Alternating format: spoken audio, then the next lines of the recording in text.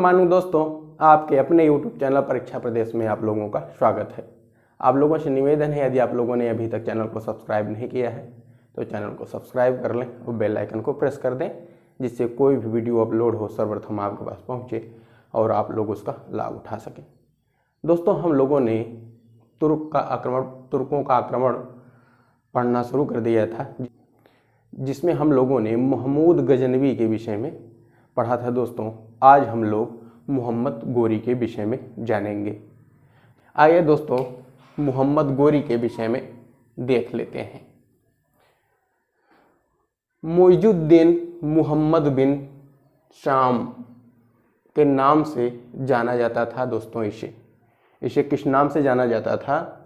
मोइजुद्दीन मोहम्मद बिन शाम के नाम से जाना जाता था, लेकिन मोहम्मद गोरी के नाम से इसे प्रसिद्धि मिली। दोस्तों, नेक्स्ट है दोस्तों, गोरी पश्चिम एशिया और मध्य एशिया की ओर अपने राज्य का विस्तार करना चाहा, लेकिन असफल रहा। दोस्तों, यह जो है मोहम्मद गोरी जो था दोस्तों, मोहम्मद गोरी यह पहले सर्वप्रथम अपने राज्य का विस्तार कहाँ करना चाहा? दोस्तों, पश्चिमी एशिया और मध्य एशिया में करना चाहा, लेकिन वहाँ विस्तार करने में असफल रहा।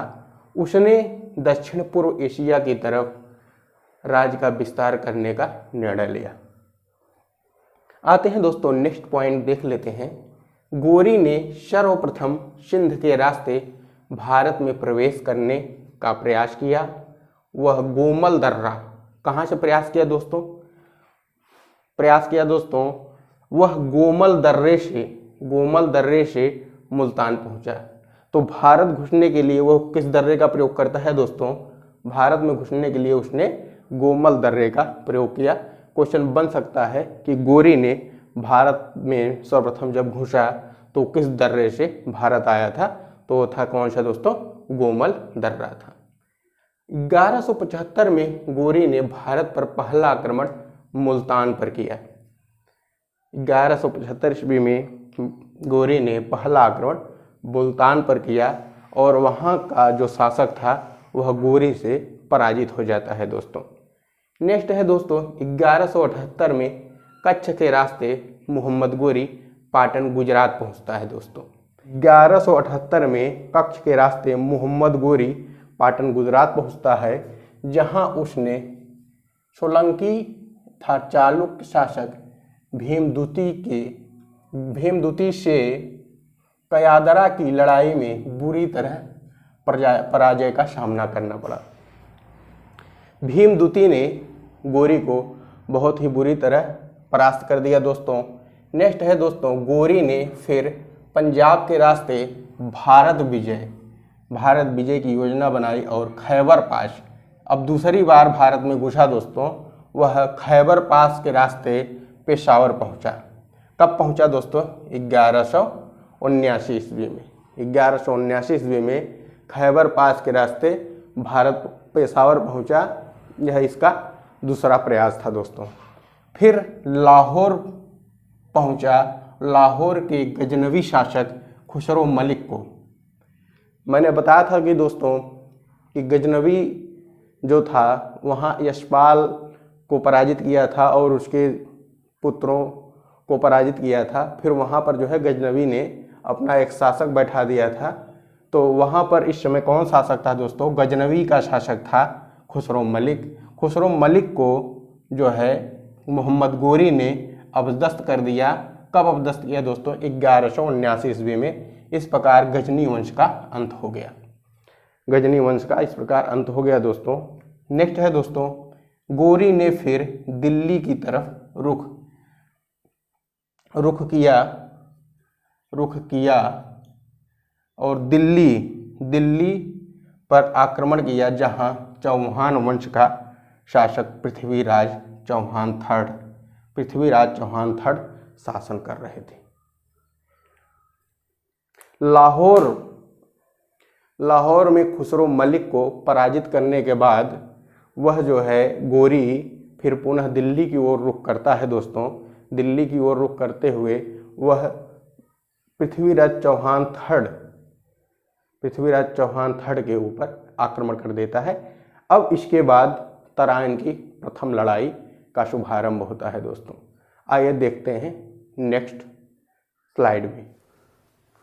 आइए दोस्तों, अब हम लोग तराइन की प्रथम लड़ाई के विषय में जानेंगे, जो किसके किसके बीच हुई दोस्तों। पृथ्वीराज चौहान थर्ड और मोहम्मद गोरी के मध्य यह लड़ाई हुई थी दोस्तों। यह दिल्ली और लाहौर के मध्य रास्ते में अवस्थित है।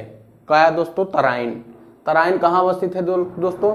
दिल्ली और लाहौर के मध्य रास्ते में अवस्थित है। इस लड़ाई में गोरी पृथ्वीराज चौहान से पराजित हुआ दोस्तों, लेकिन भागने में सफल रहा। कौन दोस्तों? मोहम्मद गोरी भागने में सफल रहा। दूसरी ओर चौहान ने गोरी से पंजाब खाली कराने का कोई प्रयास नहीं किया। बहुत बड़ी गलती कर दी दोस्तों चौहान ने। गोरी तो भाग तो गया वहाँ से लड़ाई क्षेत्र से, लेकिन चौहान ने उसे पंजाब खाली कराने का प्रयास नहीं किया, जिसका भुक्तभोगी चौहान फिर होता है और फिर एक नया युद्ध छिड़ता है दोस्तों, तराइन की द्वितीय लड़ाई। इस बार गोरी एकदम सज्ज था। इस बार दोस्तों गोरी एकदम सज्ज था। इस लड़ाई में गोरी ने चौहान को पराजित कर दिया। इस लड़ाई में गोरी ने चौहान को पराजित कर दिया और उसे गिरफ्तार कर लिया। फिर चौहान को अंधा बनाकर उसकी हत्या कर दी। नेक्स्ट है दोस्तों, माना जाता है कि उसके मृत शरीर को गोरी घसीटता हुआ अफगानिस्तान ले गया और उसे दफना दिया। यह हुआ चौहान के साथ, अर्थात पृथ्वीराज चौहान के साथ क्या हुआ दोस्तों कि तराइन की द्वितीय लड़ाई हुई 1192 में, जिसमें जो है गोरी ने चौहान को पराजित किया। पराजित करने के उपरांत उसे अंधा बना देता है। अंधा बना देने के बाद उसे मार देता है। कहा जाता है कि गोरी उसे घसीटता हुआ अफगानिस्तान ले गया और अफगानिस्तान में उसे दफना दिया। ये हुआ चौहान के साथ, केवल उसकी एक गलती के कारण कि उसको पराजित करने के बाद उसे भारत से भगाया नहीं था चौहान ने। नेक्स्ट है दोस्तों, गोरी के एक सेनापति ऐबक ने अजमेर पर नियंत्रण कायम कर लिया। उसी समय दोस्तों गोरी का एक सेनापति था ऐबक, जिसे कुतुबुद्दीन ऐबक के नाम से जाना जाता है। उसने अजमेर पर नियंत्रण कायम कर लिया था दोस्तों। नेक्स्ट लड़ाई हुई दोस्तों चंदावर की लड़ाई। चंदावर की लड़ाई दोस्तों कब होती है? 1194 ईस्वी में होती है। यह गढ़वाल राजपूत शासक राजा जयचंद और मोहम्मद गोरी के बीच होती है दोस्तों, जिसमें राजा जयचंद जो है पराजित हो जाता है और मार दिया जाता है। गोरी के द्वारा मारा जाता है दोस्तों। कुछ समय बाद जब गोरी दिल्ली से वापस लौट रहा था, तभी झेलम क्षेत्र में खुक्खर एक खुक्खर जनजाति थी दोस्तों, उसने 1206 ईस्वी में उसकी हत्या कर दी। किसकी? गोरी की हत्या कर दी। अब दोस्तों गोरी की मृत्यु हो गई। अब हम लोग देखेंगे गोरी की मृत्यु के बाद का समय क्या हुआ दोस्तों नेक्स्ट स्लाइड में।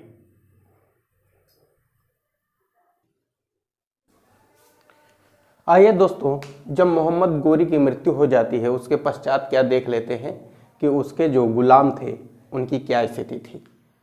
दोस्तों गोरी के मृत्यु के पश्चात उसका भाई गौर साम्राज्य का शासक बनता है। गोरी की मृत्यु के पश्चात उसका भाई गौर साम्राज्य का शासक बनता है। गोरी का एक वरिष्ठ गुलाम ताज-उद-दीन याल्दौज, कौन था दोस्तों? ताज-उद-दीन याल्दौज था। वह गजनी का प्रभारी बना। जब गौर साम्राज्य की स्थापना हुई दोस्तों, तो उस समय जो गजनी साम्राज्य था वह समाप्त हो गया था। वहां का प्रभारी कौन बनता है दोस्तों?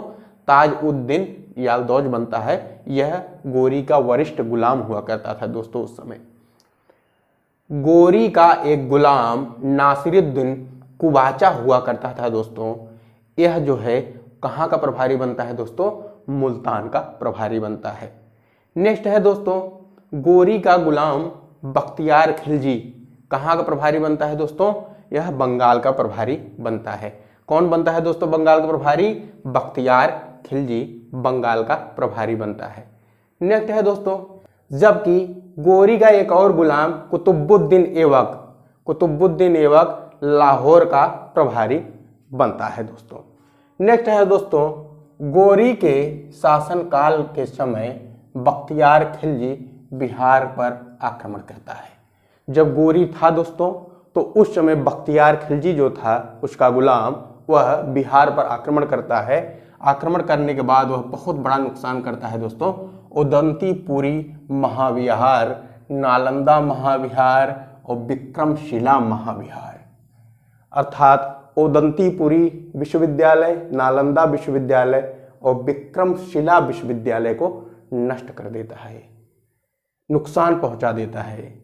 कब दोस्तों, 1197 ईस्वी में। 1197 ईस्वी में दोस्तों बख्तियार खिलजी जो गोरी का गुलाम था दोस्तों, वह बिहार पर आक्रमण करता है।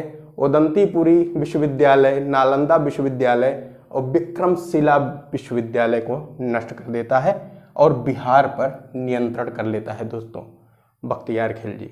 नेक्स्ट है दोस्तों बख्तियार खिलजी ने फिर बंगाल पर आक्रमण किया और सेन वंश के शासक लक्ष्मण सेन को पराजित किया। कब दोस्तों, 1203 ईस्वी में।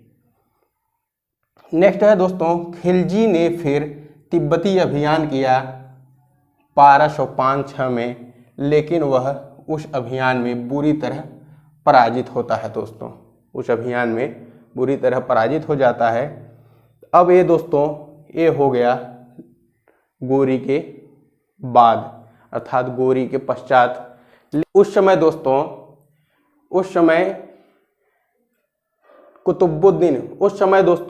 कुतुबुद्दीन ऐबक जो लाहौर का प्रभारी हुआ करता था, वह भारत में तुर्की सत्ता की स्थापना करता है। तुर्की सत्ता की स्थापना के क्रम में उसने दास वंश या गुलाम वंश, इसका दूसरा नाम है दोस्तों मामलूक वंश, इसका और अन्य नाम है इलवरी वंश या फिर आरंभिक तुर्क वंश की स्थापना करता है। कौन दोस्तों, वह था दोस्तों कुतुबुद्दीन ऐबक। अब हम लोग इस वंश के विषय में नेक्स्ट डे अगले दिन पढ़ेंगे दोस्तों। आप लोगों से निवेदन है, यदि आप लोगों को यह कंटेंट अच्छा लगा हो दोस्तों तो कमेंट करके अवश्य बताइएगा। धन्यवाद दोस्तों।